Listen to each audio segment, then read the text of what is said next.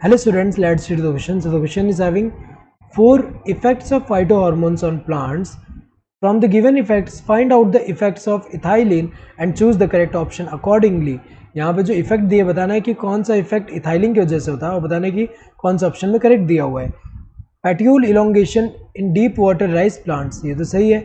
ये इथाइलिन जो है वो ये इफेक्ट शो करता है. तो इसमें होता क्या है, जैसे हमें पता है कि राइस जहाँ पे ग्रो करता है हमें पता है वहाँ ज़्यादा वाटर रिक्वायर्ड होता है. तो अगर हम देखें जो राइस है यहाँ पे, अगर हम देखें राइस अगर ऐसे अगर हम देखें ये पूरा सबमर्ज्ड होगा यहाँ पे, तो इससे क्या होगा कि यहाँ पे जो है सफोकेट करेगा प्लांट. लेकिन प्लांट के अंदर अगर हम देखें यहाँ पे इथाइलिन प्रोड्यूस होने की वजह से क्या होगा, जो इथाइलिन है वो क्या इंड्यूस करेगा, ये इथाइलिन जो है क्या इंड्यूस करेगा यहाँ पे इंटरनोड इलोंगेशन एंड पेट्यूल इलोंगेशन भी करेगा. तो इंटरनोड इलोंगेशन एंड पेट्यूल इलोंगेशन की वजह से क्या होगा, ये जो प्लांट का अपर पार्ट जो होगा उसका लीव्स जो है वो सफोकेट नहीं कर रहे. तो ये जो है यहाँ पे जो इंटरनोड इलोंगेशन एंड पेट्यूल इलोंगेशन जो है वो कौन इंड्यूस करता है, ये इथाइलिन करता है. तो ये तो सही दिया हुआ है इथाइलिन के लिए. Acts as an antagonist to gibberellic acid, ये तो गलत दिया हुआ है. जिब्रेलिक एसिड के एंटागोनिस्ट अगर हम देखें एब्सिसिक एसिड जो है वो है. जैसे एग्जांपल अगर हम देखें, जैसे कि जब एब्सिसिक एसिड जो है ये क्या इंड्यूस करता है, seed dormancy and bud dormancy, जबकि जिब्रेलिक एसिड जो है सीड डॉर्मेंसी को ब्रेक करता है. ये दोनों एक दूसरे को एंटागोनिस्ट हुए. तो ये जो है ये तो इथाइलिन नहीं कॉज कर रहा है. ये अगर हम देखें ये जो फीचर इथाइलिन का नहीं है.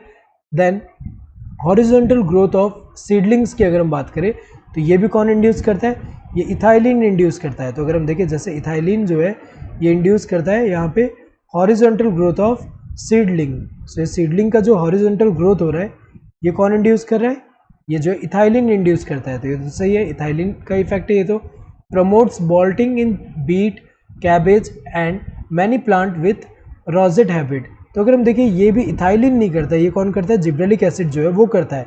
जिब्रेलिक एसिड क्या करता है, जैसे यहाँ कैबेज में अगर हम देखें इनिशियली यहाँ पे अगर हम देखें तो यहाँ पे अगर हम देखें ये जो लीव्स जो है ऐसे अगर हम देखें ऐसे जो अराइज हो रहे हैं यहाँ पे.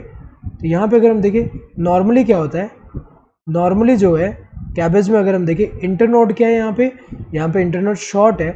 लेकिन अगर हम देखें जब जिब्रेलिक एसिड इंट्रोड्यूस करते हैं तो उससे क्या होता है, यहाँ पे इंटरनोड इलोंगेशन होगा, internode elongation prior to flowering.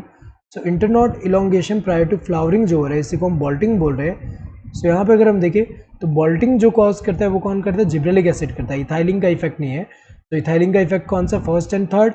So correct answer would be this second one, that is first and third. First and second तो नहीं होगा क्योंकि सेकंड वाला जो है इथाइलिन का नहीं है.